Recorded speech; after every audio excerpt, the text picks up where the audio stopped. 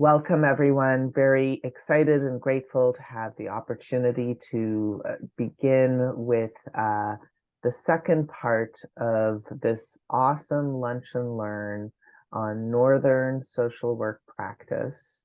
And we are going to be learning about an Indigenous social work perspective on domestic violence in Labrador and learning from Brenda Gear, who is an Inuit woman with roots in remote communities in Labrador and Nunavut, and her social work practice incorporates knowledge gained from advanced formal education, Indigenous teachings on trauma and healing, and years of experience in her field.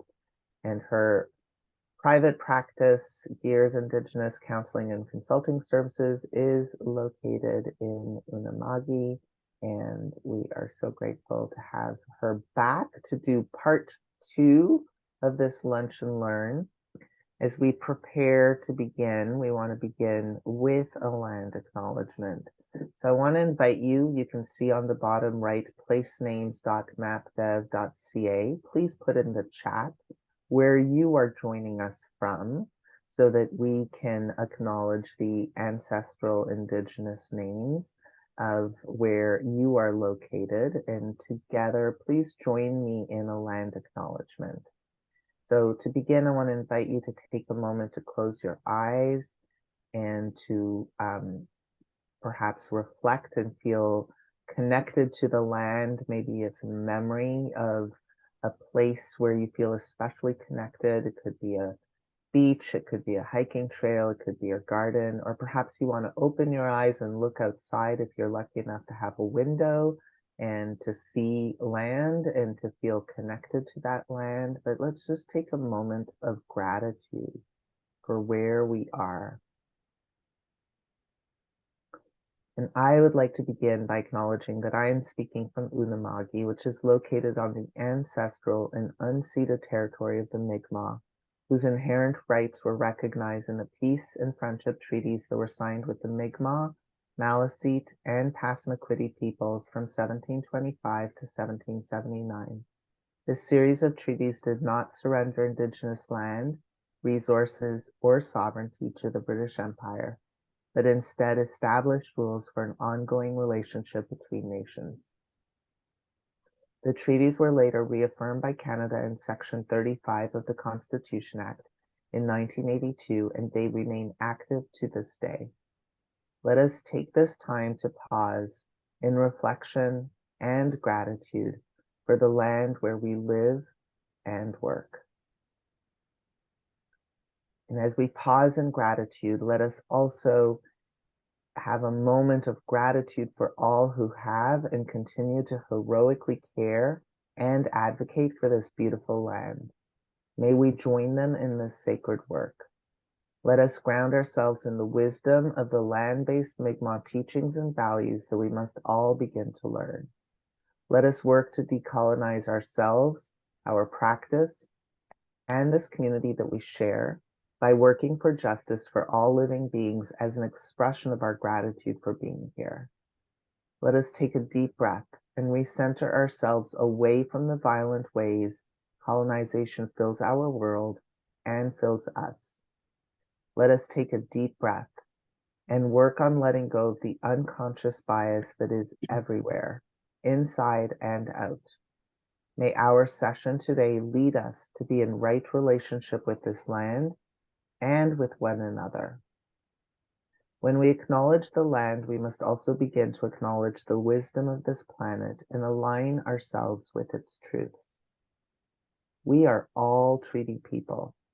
So how does this impact what we do and how we do it? And how will it guide our work together today? The Nova Scotia College of Social Workers commits to translating this acknowledgement into action by seeking to implement the recommendations of the Truth and Reconciliation Commission's calls to action, especially those regarding education. We commit to doing what we can to becoming better treaty partners. We commit to learning and to unlearning. Decolonizing ourselves in our practice means recognizing the ways in which we are each impacted by the colonial system in which we all participate, and from which those of us of settler descent continue to benefit. Each of us, depending upon our social location and intersectional positionality, are uniquely impacted or oppressed. For example, those of us from African descent were dispossessed and uprooted from their land and brought to Turtle Island against their will as part of the white supremacy and slave trade that fueled the settlement of this continent. We take this moment to reflect upon the unique impact of colonization upon each of us and upon our practice. And we commit to using our professional development to both learn new ways of thinking and understanding the work we do, and to unlearn assumptions and bias so that we can ensure safer social work practice in a more just world for all people. And we're grateful for the new Canadian Association of Social Workers Code of Ethics that requires us to shift from the illusion of neutrality to actively becoming anti-racist and fighting against racism and all intersectional prejudice that is part of colonization. Today, we are going to have a chance to both learn and unlearn as we understand more about Indigenous social work and what that can look like, specifically when it comes to issues of safety and issues of violence. And so with that, I'm so excited and grateful to introduce you back to, if you got a chance to hear part one, Brenda, who is going to now lead us and teach us. Brenda, thank you so much.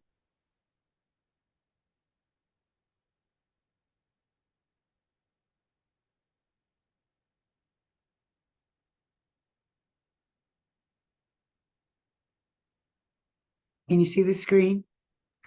Yes, we can. So you just need to press the from the beginning and we are good to There go. we go. Right. We went over this, right? You're doing great. It's all good. Here we go. Thanks, Beautiful and Nash. perfect. Thank you. All right. Hello, everybody. My name is Brenda. If you're just joining us for part two, you know what? This is mainly about bringing our theory and our skills and our experiences into our communities of practice. So the last time we talked about history. History is very important for us as Indigenous folk because, well, there's just a lot to kind of navigate. And that's also what this presentation is about today, looking at our perspectives as social workers and also clients' perspectives when they're seeking mental health services, especially when we're talking about domestic violence. But before we get too far into that today, I want to acknowledge the power of women and the power of the women that came before us, and the power that we're continuing on today through the work that we do, that you do, that we share, and being available, being a part of that community that provides care when people are often very afraid to reach out. So I want to read this to you, and it's called The Origins of the Wind and the Rain. There is a giant spirit who lives in the north. When he blows his breath, violent snowstorms occur. Other spirits live in the east and west. They breathe soft winds and summer weather. Female spirits dwell in the south. They send the flowers and the summer rain. They live up in the sky and keep the rain in bags. When they run across the sky, the water escapes. The thunder is the noise of their running across the sky. We're always reaching for something, you know, running towards something. And I think in advancing, including, learning about other ways of knowing and being in the world is very important. And I think that's a good goal to, you know, to run towards. That's why I chose this this legend, so to speak. The other is because it comes from it's written about my hometown of my father, where my father's family grew up and are still there today, have strong roots in Hopedale, Labrador, and actually they have one of the oldest churches there. The Moravians landed there many, many years ago and settled there. So that's like, there's also a personal connection to that from that book. And uh, it's just, for me, it's important to reflect on those roots because of what can I bring? Because I didn't grow up on the land, so to speak. My time on the land was in community, I should say. In community, I should say. We left Makobik in 1969, so I was 9. But it's funny how those practices and, those little nuances from language and from hunting and gathering practices stay with you, and how you can use them again today as adults, and, and how we can connect with people like through, and it doesn't have to necessarily be the North, finding commonalities in the land and the interest in that, or the animals or the birds.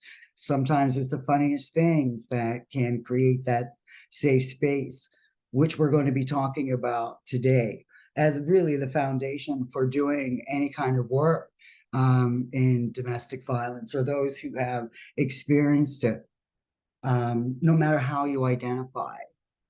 It's important to remember where we are today, and inclusiveness.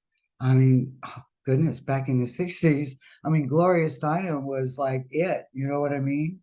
Today, I mean, people of color, the BIPOC community, Indigenous organizations, we've all come, we are now under that umbrella as well, as a part of this domestic violence talk, as a part of, in domestic violence inclusive services, because people are just coming out, if you will, and into and kind of saying, hey, we're here too, and we want to be included in this work uh, when it comes to violence, because we experience it differently. So it has certainly changed from that in my day, from the 90s when I started working in domestic violence till now. It was basically heterosexual relationships. So it's branched out a lot. It's become very inclusive, if you will, and mindful, and resourceful. Um, and there's a lot of advocacy that has gone on. And so now we're at that place again, I think, where people are asking, well, what can I do differently? And sometimes it's not an asking. Sometimes it's like, yeah, we really need to be able to feel some kind of connection between the service providers and us. We need to have that reflection in some way of who we are as individuals, and also as clans, if you will. So looking at creating that foundation for that safety is probably the biggest thing well, I'll speak for myself, that I found challenging. But today is going to be, looking at some theoretical frameworks, so that, and how we can couch domestic violence services. It's to look at a clinical application of trauma-informed care as intervention services. And also it's about our, sharing of our professional development, where we would like to go, looking at what are we doing in our own practices. Sometimes, when we look at the truth and reconciliation and the calls to action, they can be quite daunting, I think, especially in today's world, coming out of COVID. I think there's been a lot of stressors. That's another thing that I wanted to acknowledge to our colleagues today, is that when I was doing some research on stats about mental health, and I thought, well, I wonder how we're doing, we as in social workers. And I put a link on the resources um, to look at how we are doing in terms of our own mental health. And just thought I would share that with you. In terms of our own, how can we, shift into taking care, self-care, self-worth. And I think I added value in there as well, talking about some of that and how difficult that can be sometimes in the work that we do, because sometimes it is complicated. And I wanted to acknowledge your skills when people come in and sit down and talk about domestic violence and what it means for them. And also like the kind of connection, between our goals and their perspectives, so to speak. Actually, I think I'm going to flip to that slide right now. So this, we each have different goals when we come in to this work, for ourselves and for our clients. And I think one of the most important things that we can do is find a really good blending of this, how we create that safe space. Everybody has their own way of doing that, and you find what works for you. Our goal is to assess quickly, as we need to, trust our own judgments, assess school, assess risk, provides, education, help them develop client goals, all the while meeting deadlines and managing expectations. Amongst all these things, to the right, and their focus, our clients' focus mostly is about children, access and parenting time, family court, how do I navigate that? Finances, employment, housing, family support, again, meeting deadlines and managing expectations. So it's a lot. It's a lot to, to process, and we're not always going to get it in 90 minutes or an hour, and so it's evolving. But just trying to remember the social determinants of health, housing, food, access to healthcare, access to daycare, transportation, just the very basic things at first. And then, because when we are dealing with people who are coming in, sometimes it takes a while for the trauma or the shock to, kind of come back from that. And people don't always think about it in a broader context. Sometimes it's, one by one. Because when they look at it from the bigger picture, it feels like an awful lot to do. And sometimes, a lot of the times, unfortunately, the person that they are afraid of the most, sometimes they also leaned on the most. And sometimes we're their only, quote unquote support. So it's also a loss in at the same time. So it can be ambiguous. It can feel ambiguous at times. And so it's just, something to think about, and because their priorities and their focus are basically on family and children, and how do I get out of this as quickly as I can? And a lot of times it's us providing those links to some of those services, finding them out. There's some good resources at the end. I call them good because they're helpful links in terms of, where are the transition houses in Nova Scotia. There's some good articles there as well about decolonizing. One in particular, I think it's on a LinkedIn website. I think it's called Decolonizing and Rise. Has a really great article there. It's also in the resources. So, there's so many different ways that we can look at how to address the issue of domestic violence. We can do it, on a one-on-one basis, that individual counseling. We can advocate for safer schools, safer streets, safer offices. Pardon me, everybody has a place, where, because unfortunately there's a lot of space for a lot of advocacy. And there's still a lot of violence in our schools and our streets, in our offices as well. So there's always room for more learning, and trying to create those safer spaces. And that's where the issue of, I don't know if I should call it an issue, but I guess it's a navigation thing for me anyway. The jurisdictions and, about, let me see, I'll bring this, that's not it. This intersectionality, like, is this just another word for jurisdictional navigation? And sometimes that's where the frustration part will come in. Sometimes you will see like a kind of a standstill in services because we're waiting for somebody. We're waiting for housing. We're waiting for response from daycare.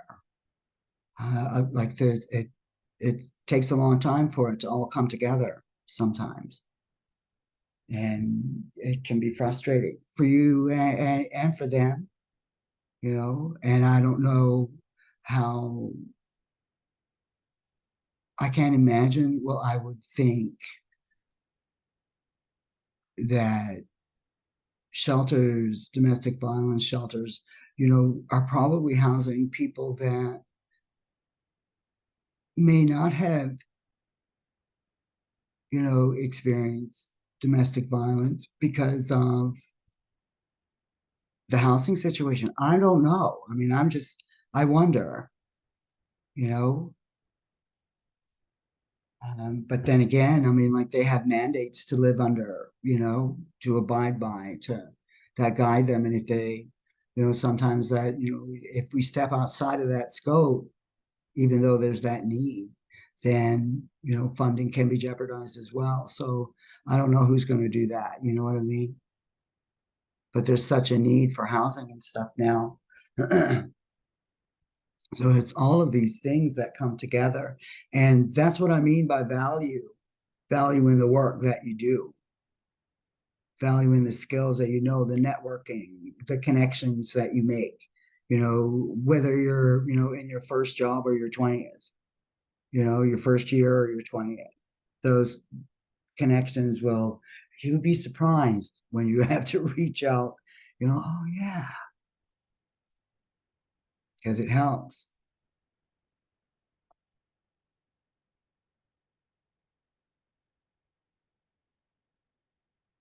Sometimes, or it's not unusual for people sometimes to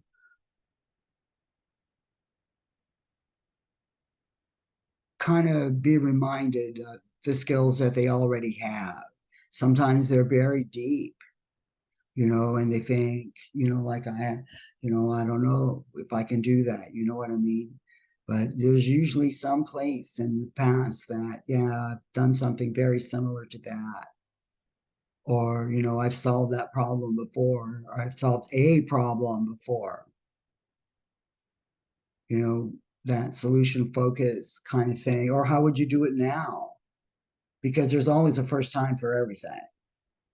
Giving them that, opportunity to sort it out, in that safety net that you're there, because it has to be realistic with the services that are available in the community. That's the thing about Northern social work practice. Like a lot of times there's not a lot of options, if you will, for services. Clinics, the urban centers urban centers have more options. But when you're, talking about the North, so that's why collaboration is so important, finding out creativity, finding what can work now. supporting one another. Again, going back to that value base, that contribution, that you're already making to, the work that you do, you're still adding and being open, how can I use that? I hope, what's been helpful and being able to use your theory. I rely a lot on theory, that anti-oppressive stuff. I didn't even know what that meant till 2000 maybe, and how, it's used as a critical thinking part when you're looking at barriers and asking yourselves, or, asking ourselves, I guess, like, man, like what is in the way here?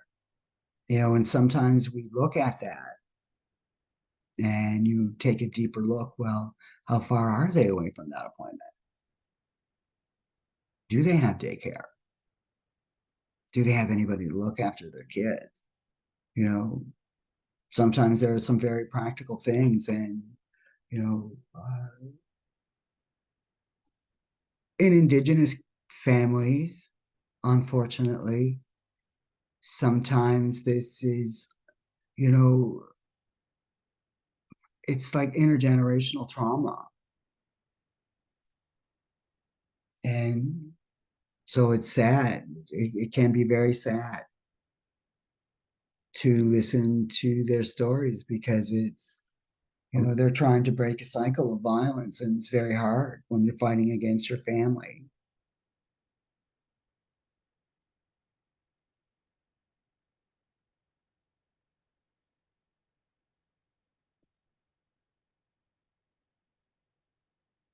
That's why those connections are so important. Like it takes time to rebuild those relationships sometimes. Sometimes they're not rebuilt. People have to leave their communities. Not often, but it does happen.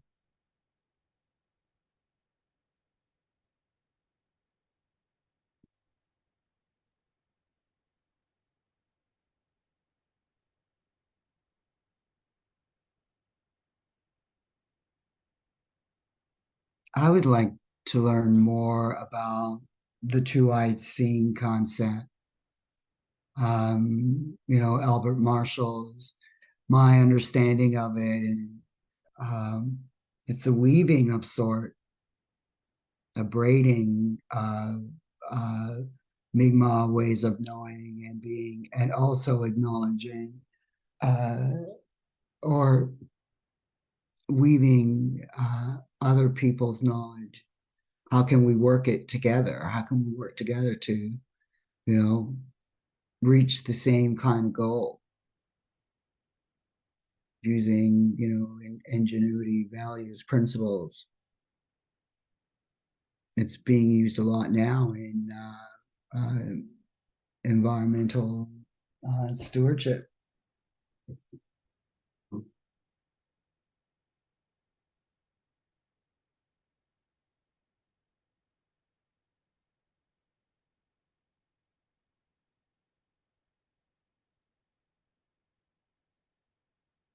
Two-eyed seeing is also being used as health, in healthcare concepts, um, to learn about like midwifery,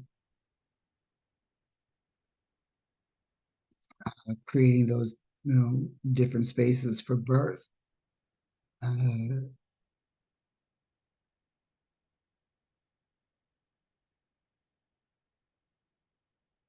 I'm gonna go back. Wait, sorry.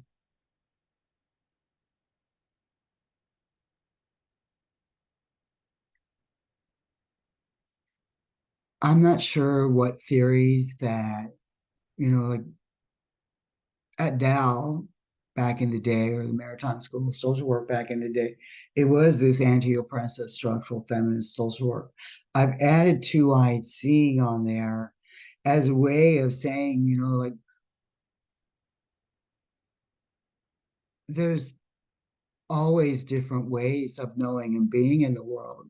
So whatever theory, that you like to view your work from, your work in, that's what you use.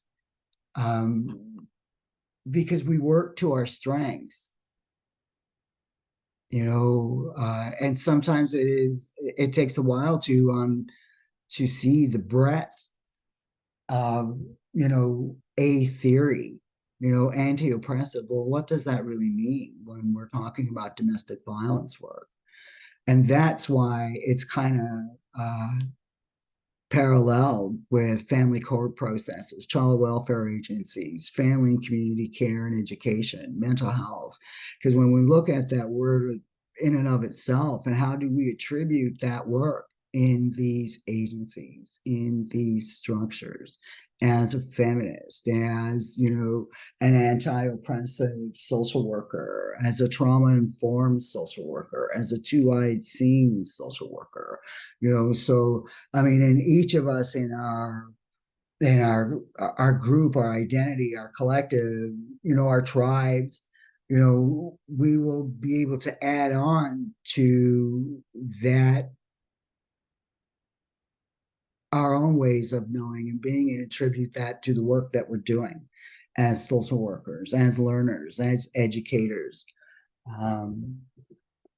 Observers too. Some of us, we have to remember that we do only have observer status, man. you know and yeah, it's important for us to bring that into our one-on-one sessions as well.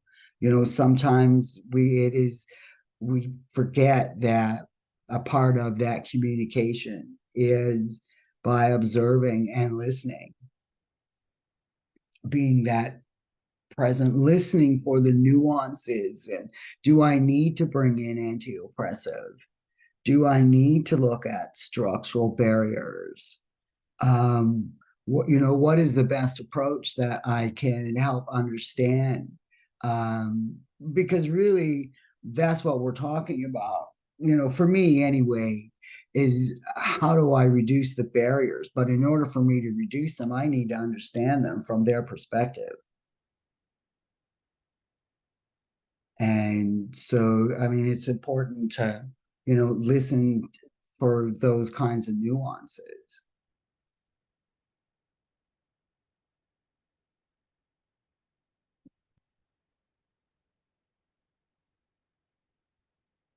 And again, like speaking to our clients' perspectives, or their focus, I should say, not their perspectives, but their focus. I mean, is on children and family. That's going to be their focus.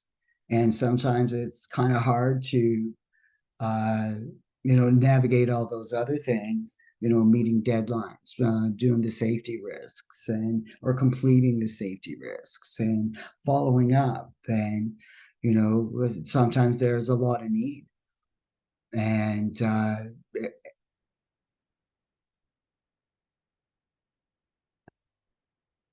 so there also needs to be a lot of support sometimes, I guess is what I'm trying to say.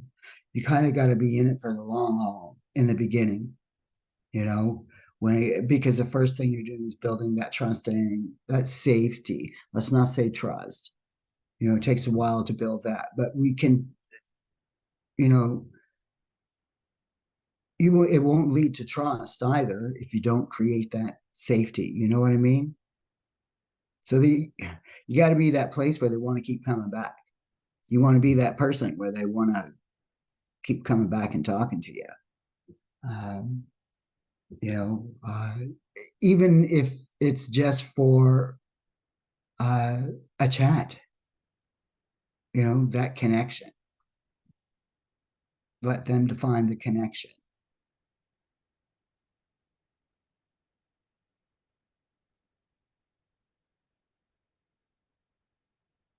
A lot of times they've been very disconnected from family and friends, work, education.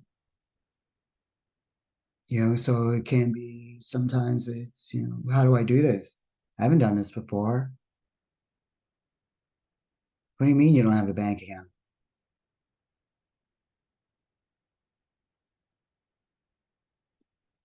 Because there's all different kinds of violence, spokes, if you will. I don't know, different levels, layered financial abuse, psychological abuse, physical abuse. So it takes time to, acknowledge that. Even harder still when you're going through the court system. Because if you're tangled up in the court system in a domestic violence thing, chances are child welfare is absolutely involved. So you're trying to navigate two systems, plus your own families,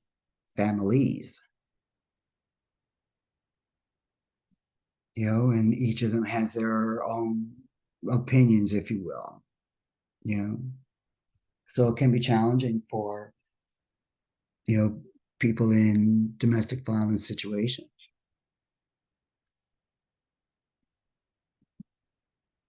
There's some stats there. There's a link to some stats there.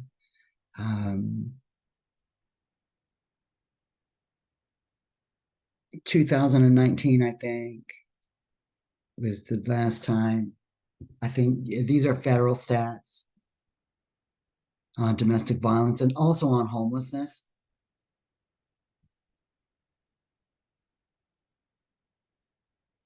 Because again, I mean, like that, going back to that intersectionality, is it housing has become, I think, very, there seems to be an awful lot of barriers to it, and I don't understand why.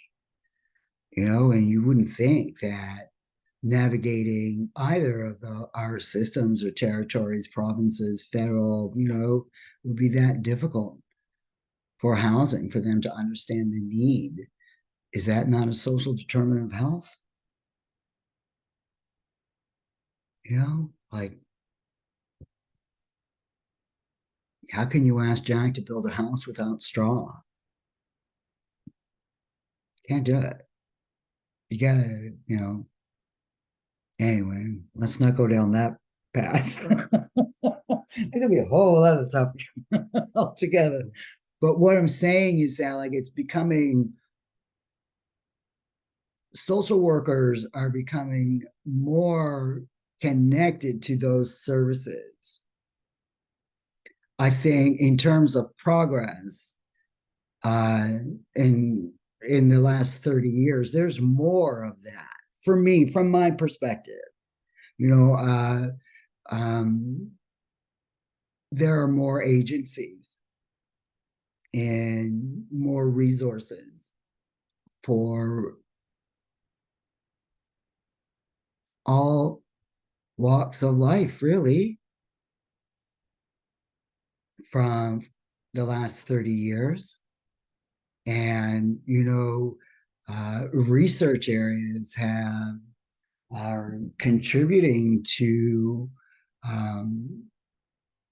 program development, in domestic violence and culture and racism and inclusiveness. And, we've come a long way. I think we have. We've opened up a lot of doors. There's been charters of right. The Charter of Rights have been changed in that time, for inclusiveness. That's huge.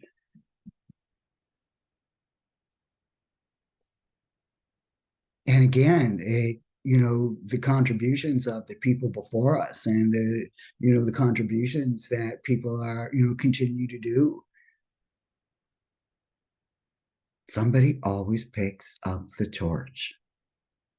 We always think it's going to fall, but it's not Y2K, man. you know Yeah, but you know what, all laughing aside, it's urgent to prevent violence.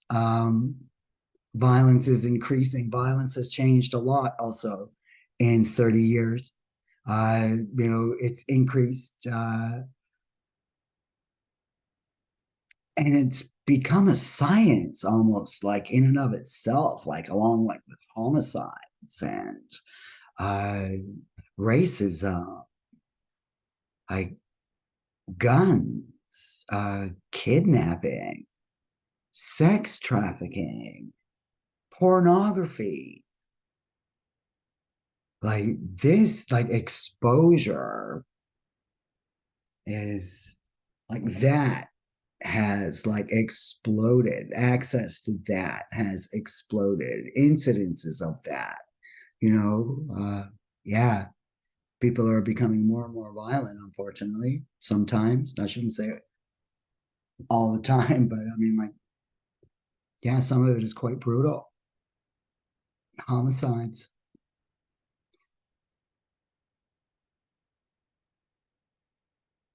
Stalking. My goodness, they didn't have a stalking law back in the day. I don't know when the stalking law came into effect, but I know it, I don't know. I don't think it was in 92. I can tell you that. But I can't attest to it 100%. I think it came after 92. And that's a whole other form of violence altogether, right? Like the intimidation, the unsettledness from, that in and of itself. How can you feel safe when you feel like somebody's watching you all the time? It's very difficult, it's a very challenging place to be in. And especially if somebody already has anxiety, so there's uh, a lot of regulation, co-regulation skills that, comes in handy at that time. Breath work, if you can get to it, you know what I mean? Like, it's hard to stop the thought, but in order to stop the thought, you got to be able to pause, and that's usually through breath work.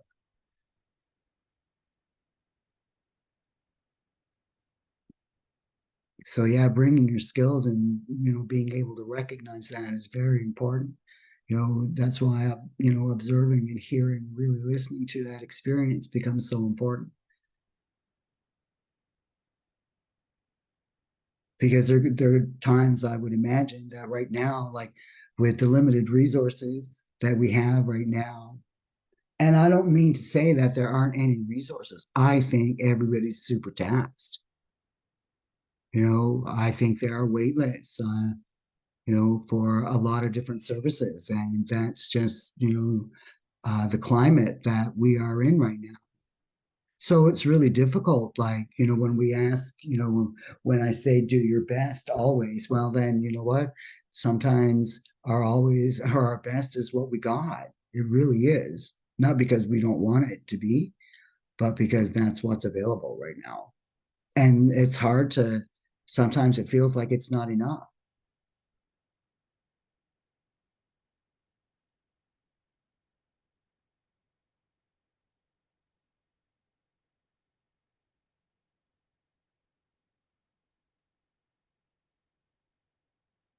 But then again, I mean, like your your practice is in your theory and your principles of how you operate in clinic, operate at the office, operate with your colleagues, interact with your colleagues.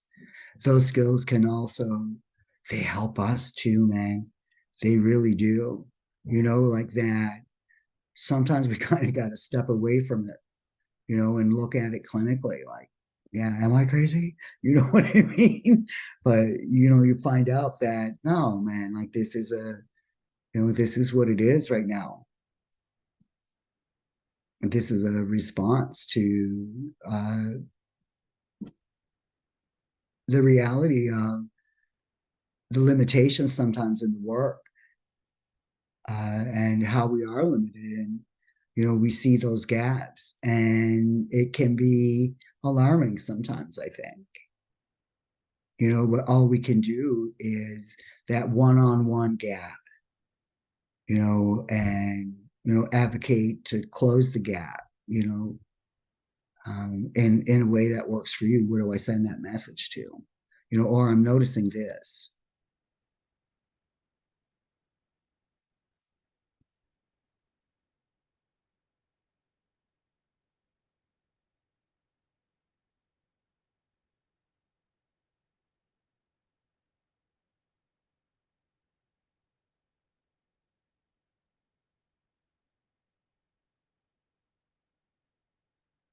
I want to talk a little bit about domestic violence and how complicated it can get when you're talking about parents who live in separate provinces and the delays that can happen. It's very it's it's very frustrating.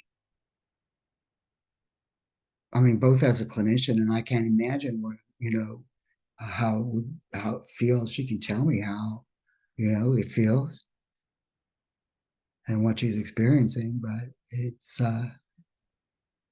yeah, the delays are, when I say life interrupted there, it interrupts school, it interrupts income, and it trying to navigate that.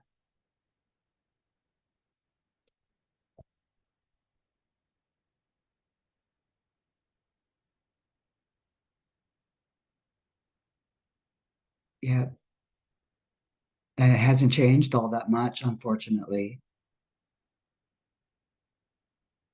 The delays still, continue, and it was like that 30 years ago. I was hoping that would be, it would have changed somewhat since then, but no, it hasn't. And again, that connection between family court and child welfare services, there's always that connection there. Not always, not 100%, but the threat is always there.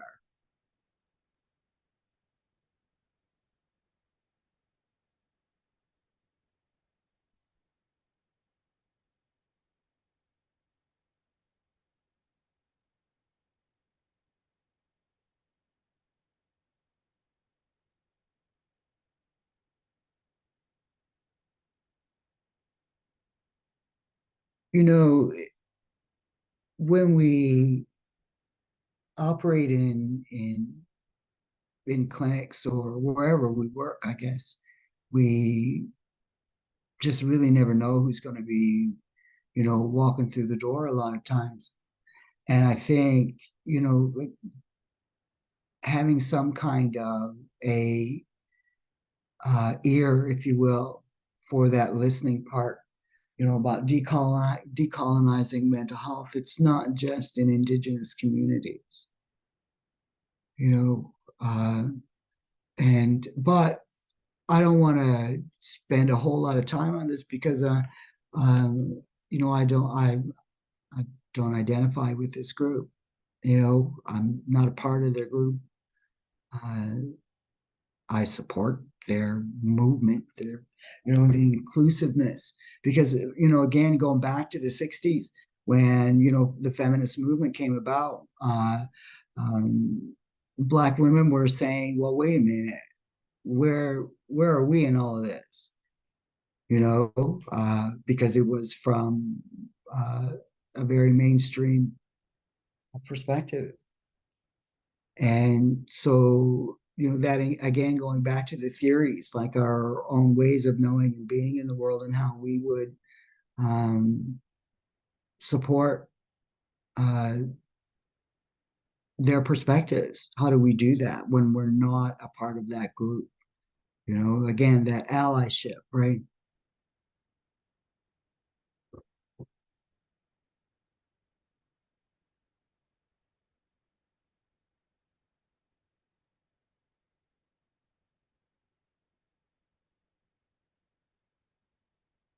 I think it's difficult to look at violence now without, being mindful of, health in general, and the health of our, two spirit, and the plus community, because violence does happen there too. Uh, Oftentimes, the first point of contact can be a medical facility, an emergency medical facility, and knowing how to respond in a non-judgmental kind of way is going to mean how the treatment is followed up on. And it's very important that we have that kind of, open, I don't know if open is the right word, but approachable maybe, like what's happened to you, not what's wrong with you, kind of an attitude, when it comes to providing mental health care, no matter who's there, and talking about health, like from when opportunities arise, because if we don't, sometimes it can just feel like an opinion, you know what I mean? So, I mean, like when opportunities arise to, kind of dissect and look at, the interview, if you will, from an anti-oppressive structural feminist social work, anti-racism, you know, uh, you can see it all fitting in there, and help kind of restructure that in your own kind of way in your interactions with this individual, because now that's what you're avoiding, right? That's what, not avoiding, but addressing. Avoiding is a very wrong word, sorry. That's what you're addressing. That's what you're saying. Like, I'm not about that. We're not about that. This agency is not about that. This profession is not about that. We are here to, help you progress, whatever that means for you.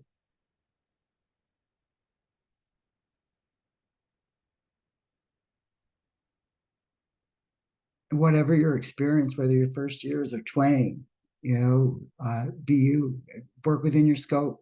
I can't imagine how differently that scope must have changed, for those of you who work uh, uh, in agencies and organizations, like with COVID. I would imagine that changed quite a bit. And what your work looked like and how it's changed over the last few years. Again, like going back to that report about, the work that we do, and the value, I think. And, sometimes uh, um, it's underrated. The skills are underrated and I don't want to sound arrogant. It's just that it's a lot, like to be able to help somebody feel safe in that context when there's already a mistrust. So we have to work to be able to present that, and we do that through the learning, through the theory, and through the skills, communication, networking, laughter, experience, all of that.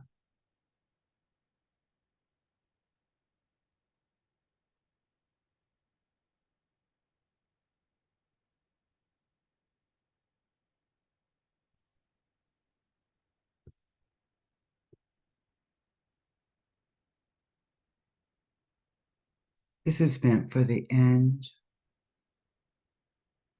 I'm going to see what's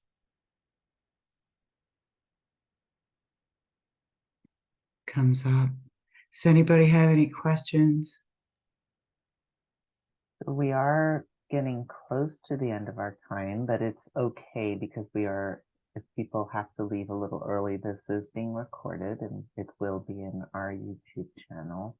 So people will have a chance to dive a little deeper into this. And um, you had said that you'd be willing to potentially share the PowerPoint. So if people, I will put in the chat if people want to contact me because you have so many wonderful resources um, that are there. But please just continue sharing. And if people have to leave a few minutes early, they can hopefully watch it on the rest on YouTube. Thank you. All right.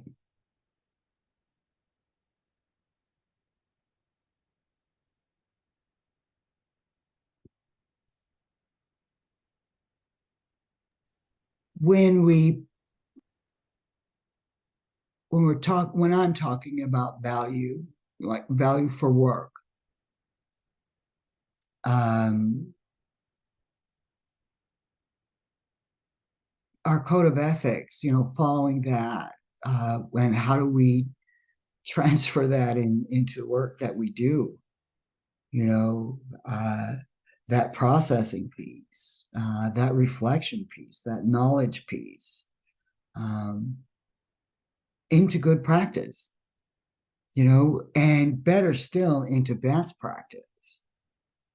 And the work that uh, the research, how far we've come in, domestic violence work.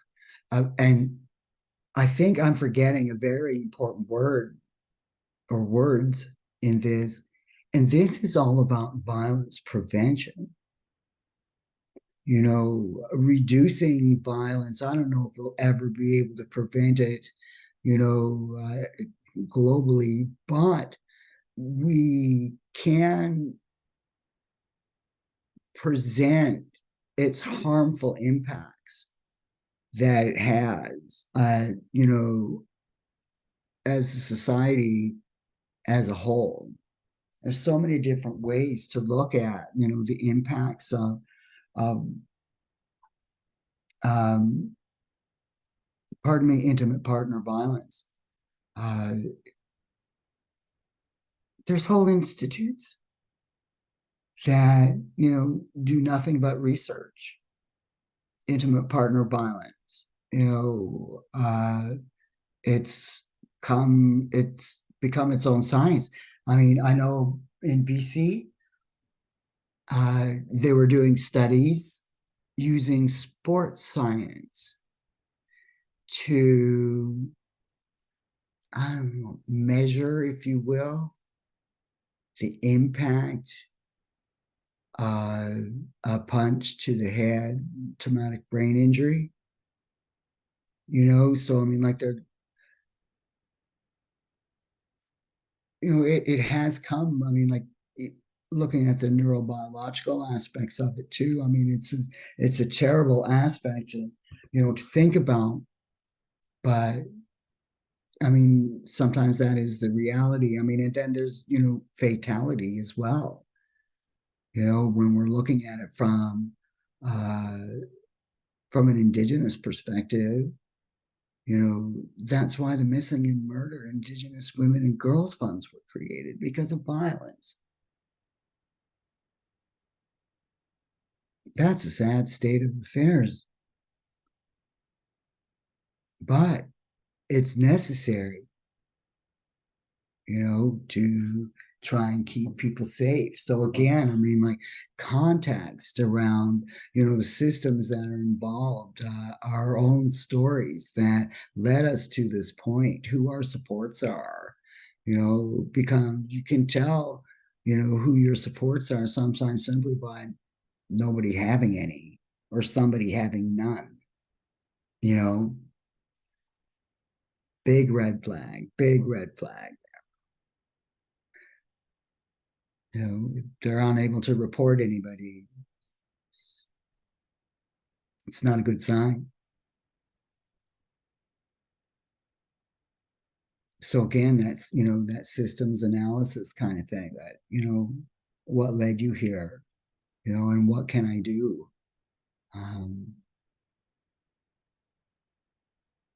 In the moment, because sometimes it is very brief. Like, do we want long term? Yeah. Do we wish people would keep coming back? Yeah, we do. But sometimes that it's like, no, man, this is what I need you for right now, and we have to accept that about it too. Because sometimes you're just like, oh man, you know, but the door stays open, and you make sure that that is um, stated clearly every time you close off a session. Doors always welcome, or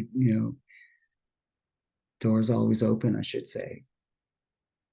Your approach to things makes a big difference. you know be that, and I don't mean to sound corny or anything, but sometimes people will come back to that space, that place, that person, where it's like, yeah, you know what, I think I could do that again. you know and sometimes it's a one-shot deal. That's it. So that's why, do your best always, is, from that perspective, because they're, like sometimes we miss it too, right?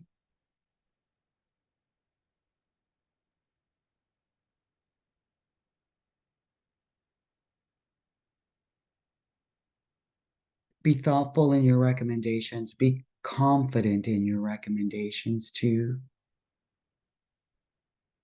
Are they, can I do this person already have the resources in order to help them achieve what I'm asking them to do? Is it realistic, I guess, in other words, right?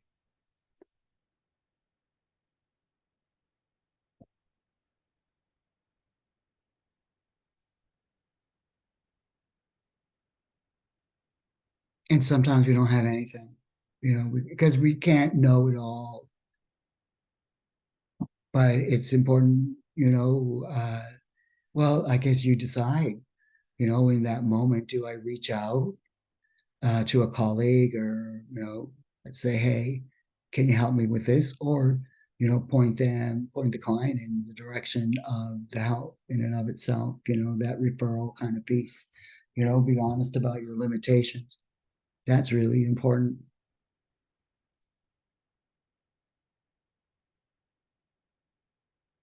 Consulting with a colleague, again, is important.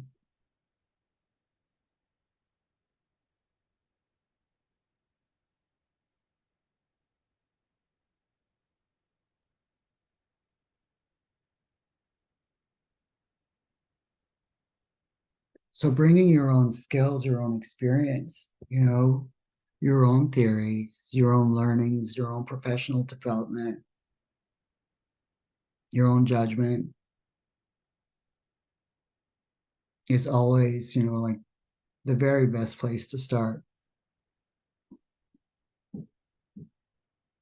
Like I said, whether it's your first or your 20th year, you know.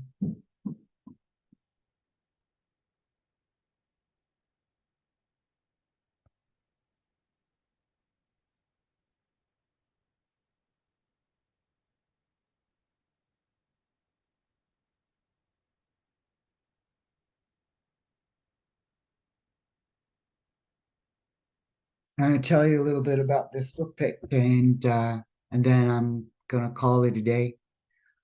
Opics for Inuit people represent uh, strength and agility and wisdom. But to be perfectly honest, this guy right here looks a little bit scary now that I'm looking at him. But uh, again, working, with what we have in our environment, including our own bodies and our own minds, and bringing that to your assessment, bringing that to your interactions, to your plan of care, if you will. Yeah, bringing that, I think, will also help look at that violence prevention piece too. That because that's the message. How do I, reduce this? How do I stop this? How do I support, the person after it's already happened? Because sometimes I'm sure it must feel, it's like, what is it they say? Closing the barn door after the horse has already gotten out, kind of thing, you know. But there's still more horses, so we got to keep it. We got to keep it together. Yes.